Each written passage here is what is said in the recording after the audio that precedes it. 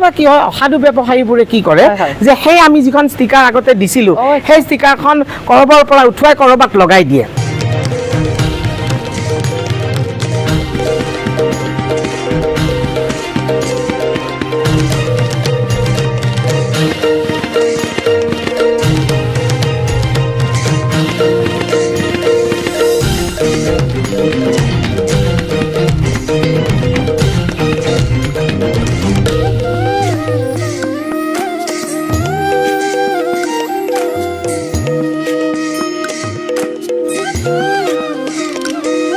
নমস্কাৰ, মই অপৰ্ণা দৰ্শিল।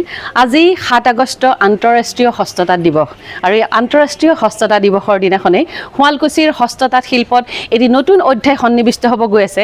সেয়া হ'ল পাটৰ কাপোৰত বাৰকোডৰ সলনি QR কোডৰ ব্যৱহাৰ।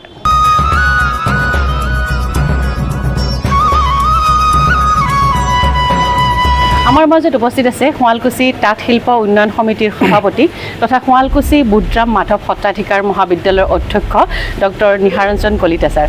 ছাৰ নমস্কাৰ, বহুত অভিনন্দন থাকিল। আমাৰ এই যিটো বাৰকোডৰ সলনি QR কোড ব্যৱহাৰ হৈছে ইয়াতে, ইয়াৰ উপকাৰিতাটো কেনেকুৱা ধৰণৰ? কথা হ'ল যে তথ্য আৰু প্ৰযুক্তিবিদ্যাৰ যথেষ্ট উন্নতি হৈছে, সেইকাৰণে আমি বৰ্তমানৰ পৰিৱেশৰ লগত তিষ্ঠি থাকিবলৈ বাৰকোডৰ সলনি QR কোড দিয়াৰ ব্যৱস্থা কৰিবলৈ ওলাইছোঁ। যিটো ব্যৱস্থাই কি কৰিব, কাপোৰখন স্কেন কৰি দিলেই সেই কাপোৰখনৰ শিপিনীৰ তথ্যখিনিৰ উপৰিও সেই কাপোৰখনৰ প্ৰতিচ্ছবি অৰ্থাৎ এখন ফটো তাৰ লগত ওলাই পৰিব। অসাধু ব্যৱসায়ীবোৰে কি কৰে যে সেই আমি যিখন ষ্টিকাৰ আগতে দিছিলোঁ সেই ষ্টিকাৰখন কৰবাৰ পৰা উঠুৱাই কৰবাত লগাই দিয়ে। কিন্তু এতিয়া যিহেতু সেই কাপোৰখনৰ ফটো তাতে সন্নিৱিষ্ট হৈ থাকিব, গতিকে তেনেকুৱা ধৰণৰ অসাধু ব্যৱসায় আমি বন্ধ হ'ব বুলি কামনা কৰিছোঁ। আৰু লগতেও গ্ৰাহকে শুৱালকুছিৰ প্ৰকৃত খবৰখিনি যে শুৱালকুছিৰ কোনটো অঞ্চলৰ কোনটো ৱাৰ্ডৰ কোনজন শিপিনীয়ে এই কাপোৰখন ক্ৰয় কৰিছে সেই সম্পৰ্কে জানিব পাৰিব। শুৱালকুছিত যিখিনি বস্ত্ৰ উৎপাদন হৈ আছে অকল সেইখিনি বস্ত্ৰতে আপোনাৰ QR কোড লাগিবনে, নে ধৰি লওক শুৱালকুছিৰ ওচৰে পাজৰে যিখিনি ধৰি লওক বংশৰ চিৰিহেতি তেনেকুৱা ঠাইত উৎপাদন হৈ আছে? আচলতে আমি শুৱালকুছি ট্ৰেডমাৰ্কটো লাভ কৰিছোঁ শুৱালকুছিৰ যি ভৌগোলিক অঞ্চল, সেই বৃহত্তৰ শুৱালকুছিৰ যিটো ভৌগোলিক এৰিয়া 3খন পঞ্চায়তক লৈ সেইখিনিত। গতিকে নিশ্চিতভাৱে যেতিয়া আমি QR কোড দিম, সেই QR কোডত যিটো আমাৰ হস্ততাঁতৰ জৰীপৰ যিটো ডাটাবেছ আছে তাত কেৱল শুৱালকুছিৰ শিপিনী উদ্যোগীসকলহে অন্তৰ্ভুক্ত হৈ আছে।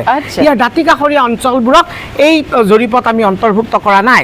গতিকে নিশ্চিতভাৱে QR কোডত যিখিনি তথ্য আহিব সেইখিনি শুৱালকুছিৰ প্ৰকৃত শিপিনীৰ তথ্যহে লাভ কৰিব পাৰিব। এতিয়া ধৰি লওক যিখিনি আমাৰ ওচৰ পাজৰ অঞ্চলৰ ধৰি লওক তেওঁলোকে বিশুদ্ধ কাপোৰ কৰি আছে ধৰি লওক, তেতিয়া তেওঁলোকৰ প্ৰব্লেম হ'বনে নহয়? নহয়, সেইটো এটা অন্য দিশৰ কথা। কথা হ'ল যে আমি শুৱালকুছিৰ চিনাকি আৰু অসমৰ চিল্কৰ চিনাকি দুয়োটাৰ কথাৰ মাজত এটা বিসংগতি আছে। কাৰণ অসম বুলি ক'লে আমি সমগ্ৰ অসমকে ধৰিম, কিন্তু আমাৰ যিটো শুৱালকুছি তাঁত শিল্প উন্নয়ন সমিতিৰ মূল লক্ষ্যটো হৈছে যে অসমৰ ৰেচম শিল্পৰ উন্নয়নৰ লগতে শুৱালকুছিৰ যিটো সাতাম পুৰুষীয়া ঐতিহ্য সেইটো বৰ্তাই ৰখা। আমাৰ শুৱালকুছিৰ অঞ্চলটোক লৈ যি এটা ৰেচম শিল্পৰ ঐতিহ্য আছে সেই ঐতিহ্যটোক সুৰক্ষিত কৰিবলৈহে আমি অধিক জোৰ দিছোঁ। এইটো নহয় যে আমি শুৱালকুছিৰ অসমৰ শিল্পক আমি মানে অৱহেলা কৰিম। হয়, অসম থাকিলে শুৱালকুছি থাকিব, কিন্তু আমাৰ যিহেতু উন্নয়ন সমিতিৰ দায়িত্বটো হৈছে শুৱালকুছিৰ শিল্পটোক ৰক্ষা কৰা মূলত। গতিকে আমি শুৱালকুছিৰ শিল্পটোক কেনেদৰে বৰ্তমানৰ প্ৰত্যাহ্বানমূলক অৱস্থাত ৰক্ষা কৰিব পাৰিম সেইটো হৈছে আমাৰ মূল লক্ষ্য আৰু উদ্দেশ্য। এতিয়া সকলোক জনাই দিব লাগে যে শুৱালকুছিৰ প্ৰকৃত যিটো আমাৰ প্ৰকৃত পাট কাপোৰ শুদ্ধ বিশুদ্ধ কাপোৰ বুলি ক্ৰয় কৰিব যাব এখন দোকানত, তেতিয়া তেওঁলোকে প্ৰথমতে কি কৰিব কওক?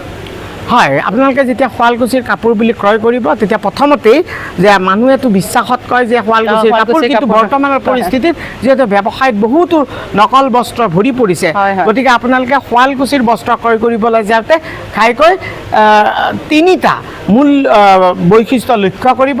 এটা হৈছে তাতে testing report, Sualkuchi testing laboratory testing ৰিপৰ্টটো আছেনে নাই। 2 নম্বৰতে হৈছে যে শুৱালকুছিৰ ট্ৰেডমাৰ্ক যিটো আমাৰ 3D হলোগ্ৰামযুক্ত সেই ট্ৰেডমাৰ্কটো আছেনে নাই। আৰু তৃতীয়তে হৈছে যে এই QR কোড, আগতে আছিল বাৰকোড, এতিয়া আমি ক'ম QR কোড। এই QR কোডত স্কেন কৰিলে আপুনি তথ্যখিনি পাব।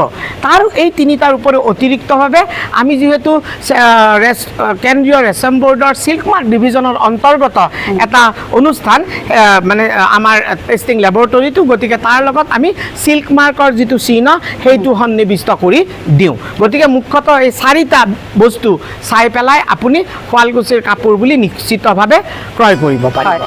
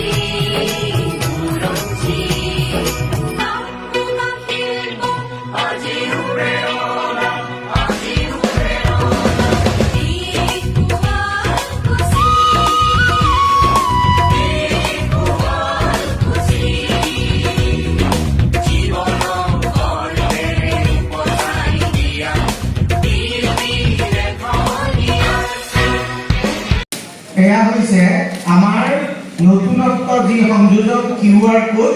এতিয়াৰ পৰা আমাৰ এই QR কোড আপোনাক সন্নিৱিষ্ট এই QR কোডটো স্কেন কৰিলে আমাৰ শুৱালকুছিৰ সমগ্ৰ তথ্য, অৰ্থাৎ কোন অঞ্চলৰ শিপিনী, কোন অঞ্চলত তেওঁ থাকে আৰু কাপোৰযোৰৰ চিত্ৰও আপোনালোকে দেখা পাব। আৰু অমৃতা গগৈ বাইদেউৰ দ্বাৰাই আমি আমাৰ এযোৰ কাপোৰত প্ৰথম QR কোড লগাই আমি পৰীক্ষা কৰিব বিচাৰিছো। এতিয়ালৈকে এই 3টা চিহ্ন আছে। আমাৰ টেষ্টিং ৰিপৰ্ট, যিটো নেকি হৈছে সত্যতাৰ চানেকি, লগতে বাৰকোড। এই বাৰকোডটো আগতে স্কেন কৰিলে শিপিনীজনৰ নাম আহিছিল, আৰু এতিয়া আমি সংযোজিত কৰিছো QR কোড। অমৃতা গগৈ আমাৰ প্ৰথমটোৰ QR কোড সম্বলিত কাপোৰ উন্মোচন কৰিবলৈ অনুৰোধ জনাইছো। এয়া QR কোডটো তেখেতে মাৰি দিব আমাৰ কাপোৰত। এই QR কোডটো এতিয়া যদি আপোনালোকে স্কেন কৰে, তেনেহ'লে শিপিনীজনৰ তথ্য জনাৰ উপৰিও কাপোৰখনৰ ফটোটো তাতে দেখিবলৈ পাব। আগতে আমাৰ সমস্যা কি আছিল? অসাধু ব্যৱসায়ীয়ে উঠাই বেলেগ কাপোৰত লগাই লৈছিল, অৰ্থাৎ পৰীক্ষা কৰি নিয়ে এযোৰ কাপোৰ কিন্তু লগাই আন এযোৰত।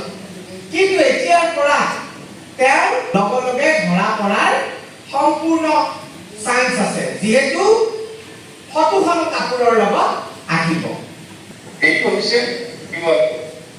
এই QR কোডটো মোবাইল ফোনত থকা গুগল কেমেৰাৰে এইদৰে স্কেন কৰিলে কাপোৰখনত থকা দিশ আৰু বাণিজ্যৰ পৰীক্ষাৰ প্ৰতিবেদনৰ লগতে কাপোৰখনৰ ছবিও